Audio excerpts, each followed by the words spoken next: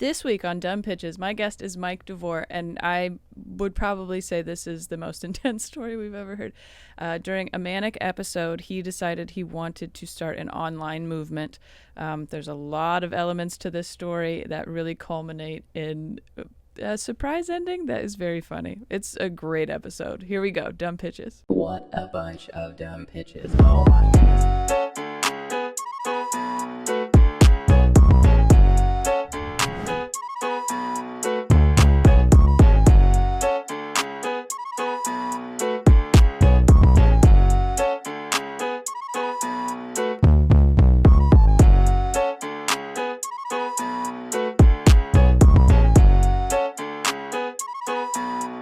Welcome to another episode of Dumb Pitches with Monica Nevi. I'm Monica Nevi, your host. This is the show where we talk to successful people about their worst ideas. Another in-studio guest for you. I know you prefer that. I'm very excited for our guest this week. Mike Devore is here. Hey, how's it going? Nice. Thanks for having me. Of course. Thanks for doing it. I'm excited to have you because we know each other from comedy, Yes. but you do a lot of other stuff. You have a very a diverse artistic range, I suppose. Thank and you. so, you know, we have a lot of comedians on, but I like it when other people have done different things. Yeah. And maybe you can pull from some different stuff. So we do like to start with your good ideas, your credits, so everyone knows you've had good ideas. So I have establishment, like a credibility. Yeah, exactly. Yeah. So, I mean, very funny stand-up comedian. You were a semifinalist in the Seattle International Comedy Competition. But you're also a filmmaker. You do a lot of sketches that you guys can see online. You are also a part of the Netflix Animation Foundations program, which is really cool.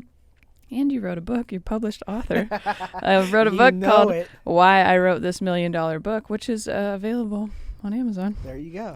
Cop it. I mean, to name a few. But yeah, you've done a lot of, not video, but yeah, like filmmaking type of stuff more so than just comedy, which is cool. It was crazy. Like, I've been doing comedy for about 8 years. And like right when the pandemic started, I was just like, obviously we couldn't do comedy anymore, but I was getting burnt out. Yeah. I was just because you're just that constant grind. So I was like, what can I do to be creative and still create content and still use my comedy chops?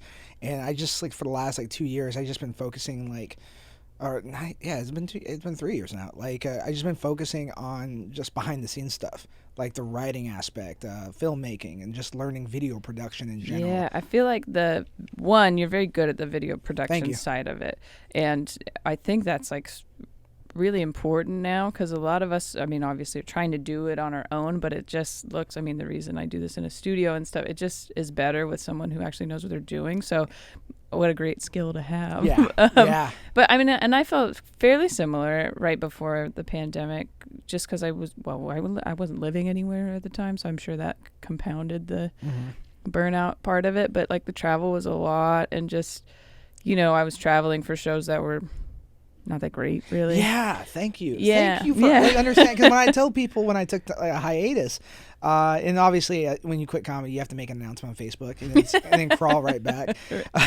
But like when I tell people that, like people like look at I remember this conversation vividly. Like I was just like I came home to San Diego.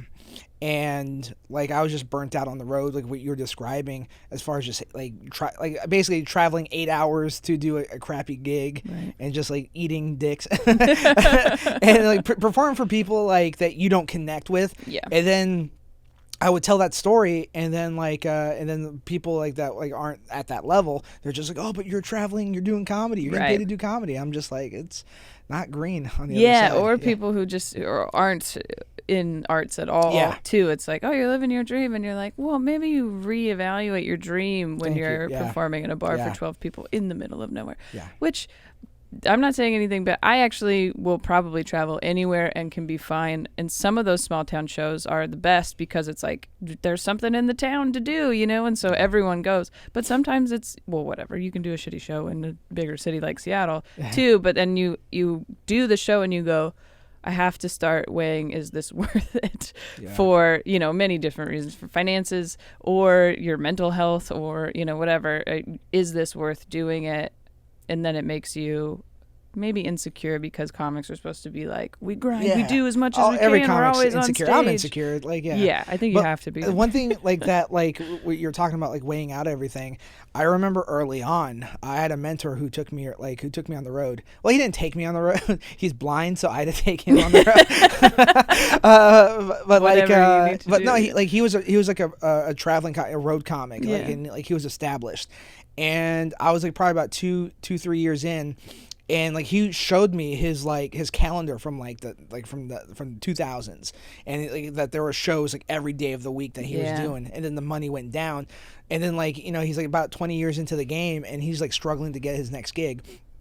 And I saw that, and I started to see other headliners in that same boat, and I thought that planted the seed in my head. I'm like, oh, you can't just do comedy. You just can't do stand-up comedy. Well, and now so much of it is based online or on video or whatever, social media, so not that like all the old guys, because I find myself doing it sometimes too, where I'm like, well, I don't want to do that. I just want to do stand-up, But it is like just diversifying what you can do is invaluable, really, and I'm sure it is in normal jobs too.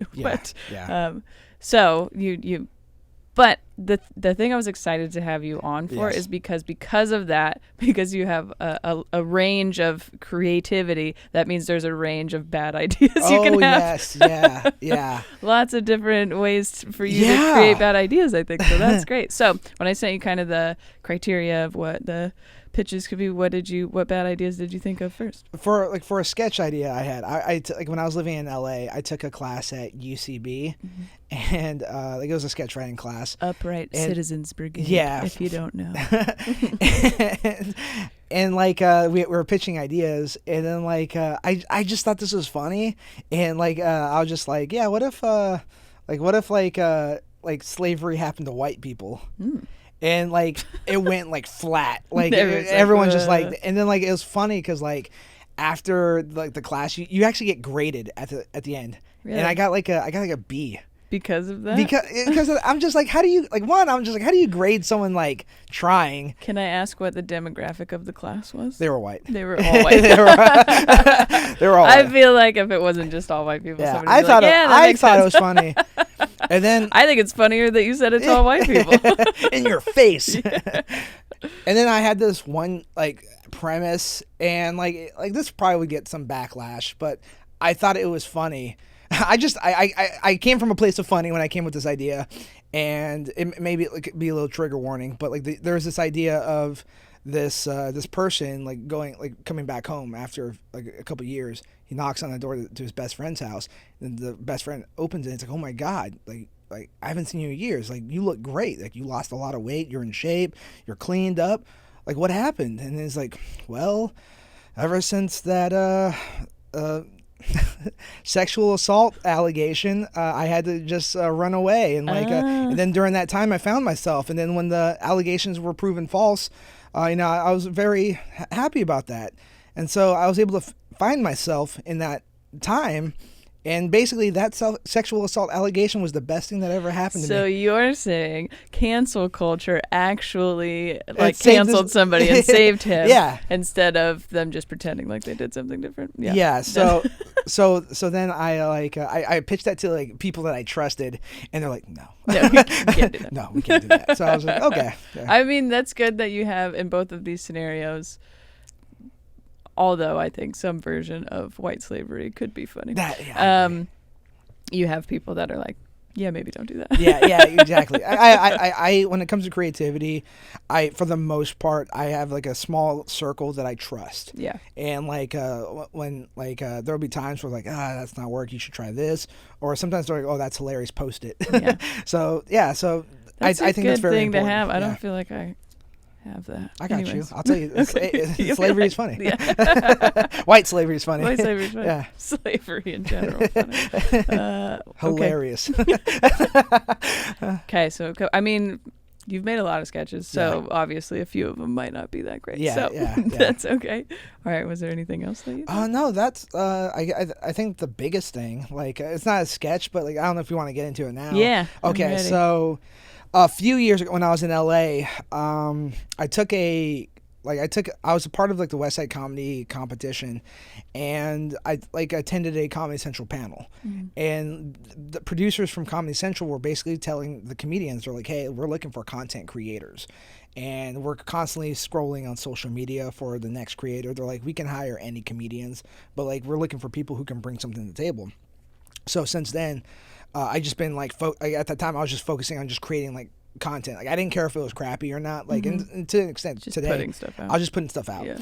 And then at the time too, I was going through a divorce. I was smoking a lot of weed, and I was getting stressed out from like film school, and all of that, and also doing comedy, traveling the road, just like and that, like just being depressed, and all of that culminated to a windstorm that like caused me to have a 4-day manic episode. 4 day, okay. Yeah, like it was intense.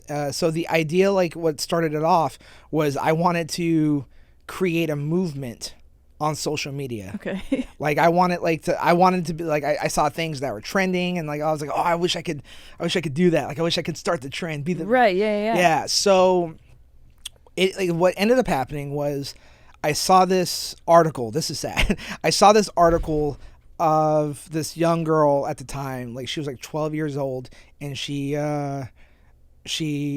basically died from gunshot violence. Okay. And in the article, it said, like the aunt was interviewed, and the aunt said, like, I want people to say her name. Okay. So I thought it would have been cool. It's like, what if I got people on social media to say her name, like to bring awareness to this cause.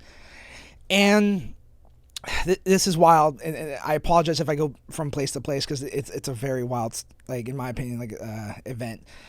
So I just started tweeting it, like, cause I didn't want to just post it and just people like scroll past it. Yeah. I wanted to get people engaged. So like my idea was like, let me ask questions. So I was like, hey, who died in Texas from gun violence? Like, what was the name of the girl? And no one like bid on it. And then went to Twitter, and I would see ads from major like brands like Gillette and like the NFL. So I was tagging all these brands into to get their attention. To get their attention. And through that, it snowballed. Basically, it went from me trying to bring awareness to this cause of letting people know this kid's name, to me wanting Kanye West's MAGA hat on the Joe Rogan podcast.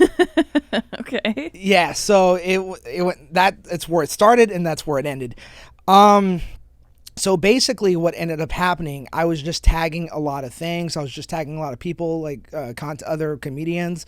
And I found out at the time that there was this popular podcast that like got signed to CAA. Okay. And they didn't want people to know. Like, I take it back. I didn't know that they didn't want people to know. You didn't know that. I didn't know that. I didn't know that. Like, so I started tagging the hosts of the podcast, and I tagged CAA and all the, and then like I was just like yeah, let's bring awareness, blah blah blah blah blah. And turns out that this particular host for this particular podcast went by a pseudonym, or was it the acronym? Like they went by their I guess her initials, and like she didn't want people to know because it was a political podcast. Got it. Okay. And she worked for a part of the government. So yeah, so I started tagging people, and I started to use the hashtag say her name. Got it. And so because it's an act. Okay. Yeah, so people started like, so this host came at me and just like, what the hell are you doing? Like she thought I was attacking them. Yeah. And I was like, no. Like there's all this other shit I've been doing. Yeah. Like it's all on social media. And then like, taking a step back, this other host of one of the other hosts from the same podcast, she posted this thing on Twitter. Like I was just as I was seeing tweets, I was responding in real time. Mm-hmm. And one of the tweets she wrote was, remember I forgot, it's so funny, remember the blank massacre I actually forget which massacre it was. Yeah, which but like it was an event. Yeah. Like remember, I think it was like the Greenville or the Brownville massacre, and then as a joke, I tweeted like, "Thanks for reminding me." And so then this happens, and then like I start like tagging as I'm getting into with that host, like I'm tweeting blame the person's name. Like I was using hashtag blame. Got it. Not the host, but like the other host who told me about the massacre. Right. And what I didn't know was that particular host was going through, and this is tragic, and I do apologize for this, but I just did not know. She was dealing with a sexual assault thing. Okay. And there was 2 comedians who like were going through, like, were accused of doing that to her. Got it. And you were hashtagging, and I was hashtagging blame her, like her. And so people took that and thought I was like blaming the victim. Right. And I was just like, and mind you, I'm not in my current state of mind. Right. I'm revved up. I'm like, just like, I'm thinking everything is connected. Well, first of all, I mean, just listening to this, obviously it's a lot, but this is going quickly. Like you're sitting there like just tweeting away. It feels like quickly, but like this happened in the span of 4 days. Okay. But it's, I mean, but I'm going you're like, still I'm like just going, like, I'm just like responding. I'm bouncing back from Facebook to Twitter to Instagram to like, to whatever. I mean, even like keeping it all sorted out obviously would be difficult anyways, let alone there's all these other things happening in the background that you don't know about. And so you're just going like, it's snowballs. It's a very multiverse of social media. Yeah. And what's crazy is, in my mind, it all made sense because I was doing it real time. But when you see these tweets, you know how the algorithm works, you'll see something that's posted like 3 hours ago. Got it. So people see that in real time 3 hours later, and I'm like, no, I'm past that. Like, like no, we already settled that. Like, yeah. So then, like people this is what bothered me during the interaction I had with that host who went by the initials. Their podcast was leaned like left. Okay. Like it was very like, and like it was kind of like, once I found out that they were rep by CAA, and they did, like, I didn't know that they didn't want people to know, and then when I found out that they purposely didn't want people to know, I thought that was fake. I think you're marketing to a particular audience. Like you're part of the problem. And this is where it goes to my next problem. I was feeling that around this time when this stuff was what I just described, I was starting to feel like, man, we're so divided as a country. What if I brought people together? So I started tagging opposites. I was doing hashtag police department, hashtag black people, I was hashtagging like just the left side, the right side, Republicans, Democrats, yeah, just to build trust. Right. And I ended up tagging, what was so funny, looking back on it, I ended up tagging that host, her podcast, and the new Secretary General of the United States. And she's like, why are you bringing this? And I just told him, it's his second day. He should know what's going on. If he wants to be like leading this country. And like, I mean, I'm impressed that they were like responding to you at this point, I guess. You know, I mean, obviously you're saying something that she didn't want you to say, but dude seems to really kind of be going back and forth. And to be perfectly honest, this is just my recollection from my side of the story. So like it could be pretty like outside looking in, like it could look completely different. Right. So I'm tagging all these people. I'm like, and then people are starting to get worried about me. Like as obvious, and like my like now fiance was calling me, and like I was so connected to her that I just thought she got what I was trying to do. I didn't you thought she understood what was I going thought on. It was she understood it, and at the same time, like, since like when I found out about the whole CAA thing, it also goes back to my like paranoia from the smoking weed, where I learned that the industry, they just want to make money off the talent, the artist. Right, yeah. And like I remember seeing this like a wheel of 8 different ways to monetize a client, like book sales, like podcasts, like merch, like tours, like that sort of thing. And so when I found out that they were part of CAA, like I flipped out. I was just like, you guys are fake. Like, you're part of the reason why we can't all come together. And so I'm doing all this stuff, and like I'm like I didn't tell anybody because I didn't trust anybody at this point. I was just so in my mind that like I was just like, no, I don't trust. But my fiance kept trying to call me. My family kept trying to call me, and then like also like what I was bringing people together. I thought, how cool would it be if I got Kanye West to give me his MAGA hat? Because at the time, like, people were divided about that. Like, why is he wearing MAGA? Why is he representing MAGA? And then to me, like, you know, people seen the MAGA hat as a symbol of hate and everything. Right. And for Kanye, from what I took it from, like, Kanye was like, just because I'm black doesn't mean I have to vote Democrat. I'm a free thinker. Right. And for me, that hat was a symbol of hope that you can accomplish anything you set your mind to.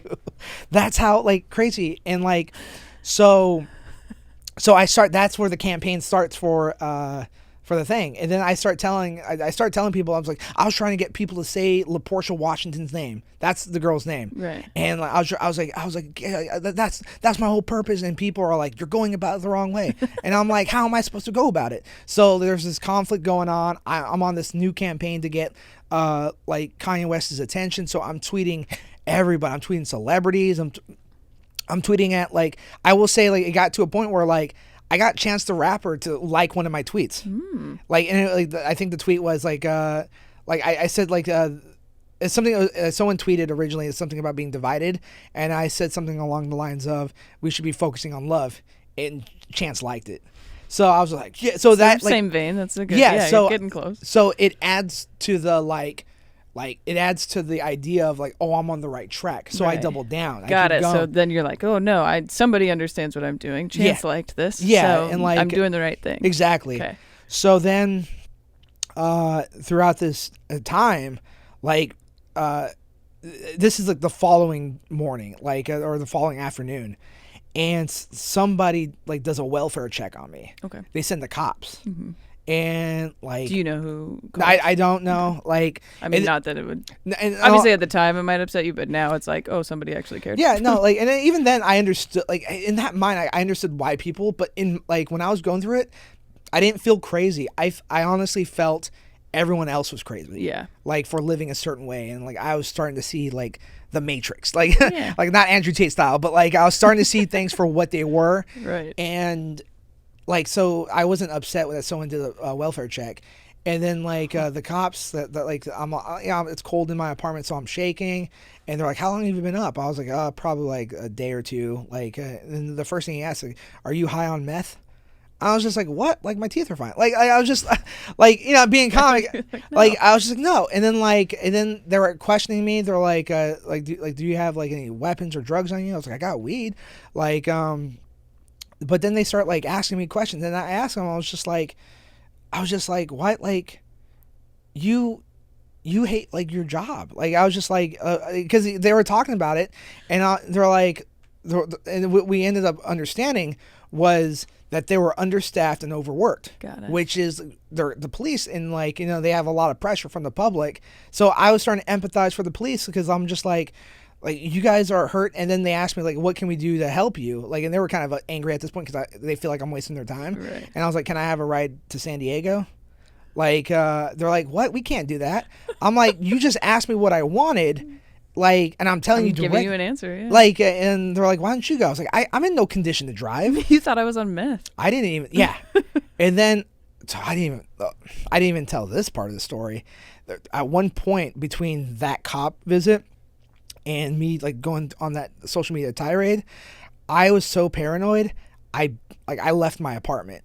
Because you're afraid. I was just like, oh shit, like they're on to me. Like I was just paranoid. Did you think they were coming back, or that somebody was like listening to you or something? Or I just thought like the algorithm was listening to me, like with all these smart devices. I didn't have. Did you leave your stuff? I left my wallet, my phone, and my keys. Oh wow. And I just like I went out the back alley, like because I didn't want to be seen out of the front.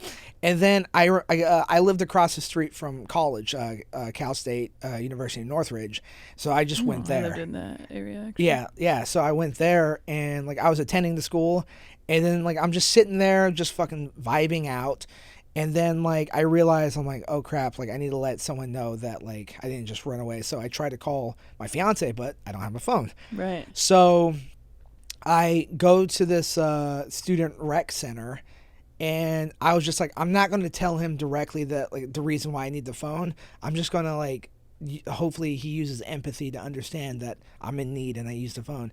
And he wouldn't let me use the phone. He wouldn't let you use the phone. And like I was like, okay, like I was mad, but I was like, okay, I understand you're doing your job. And then like I went back to my apartment and I was locked out. And I waited, like my roommates were asleep. I was knocking. And then like I was so mad I went back to the rec center and yelled at him. I was like, you don't understand what people are going through. Like, have some empathy. And I left. And like looking back, I'm just like as I tell the story, I'm like, oh, like I get it. He was just. This is so interesting because, one, this is just an interesting story in general because there's a lot of things that came before that are going on to like create. Because what the bad idea is, you're trying to do this online movement essentially, right?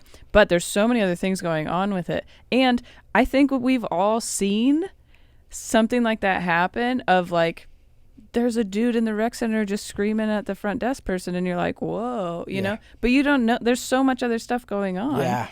To have someone who was that person then clearly not be in that same state telling us about it is really interesting. Like it's looking back on it, I was like, oh, I was on one. but that's one to obviously I don't know, have gotten yourself out of that situation is good and impressive, but then also to be able to reflect on it and go, these are, and that's one, you're very motivated in that moment, like you're going and doing stuff, you know, but and then like so you weren't sleeping then.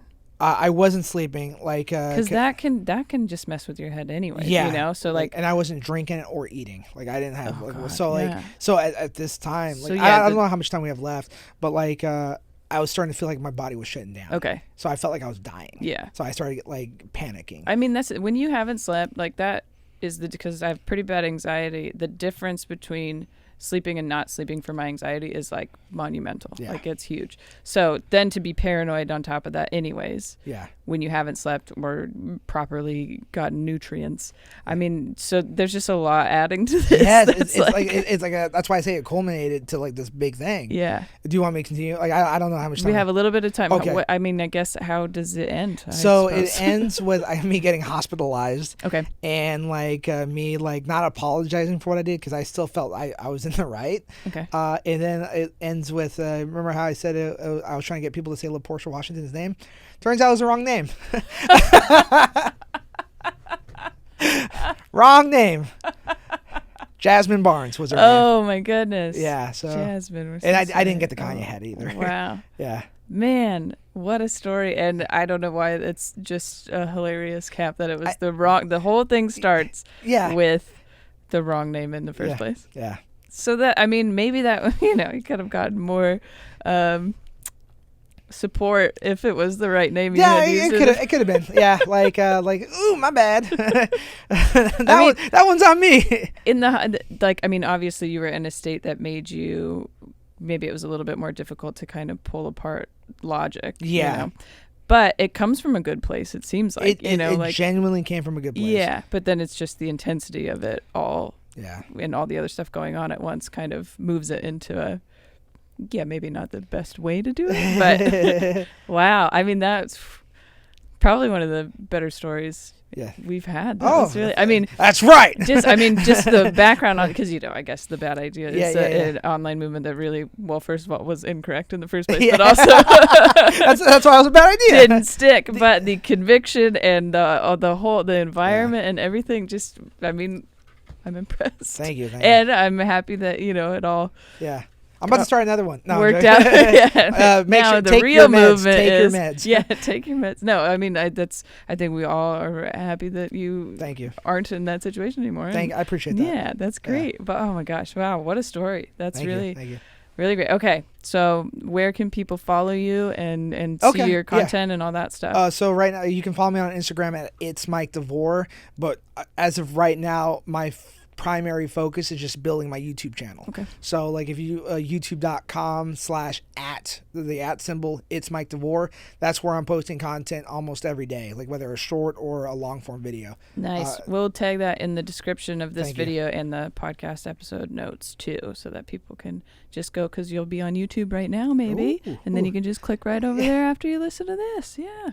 It's good. Okay, perfect. Much love. Thanks for having me. I had a great time. Thank you so much for doing it. This was great. And yeah, if you are on YouTube, make sure you subscribe and like and all that stuff. If you're listening to us on one of the platforms, rate, review. Those help a ton. We also have YouTube memberships if you want to get behind the scenes, get these episodes a day early, all that fun stuff. But right now, you can just keep watching Dumb Pitches.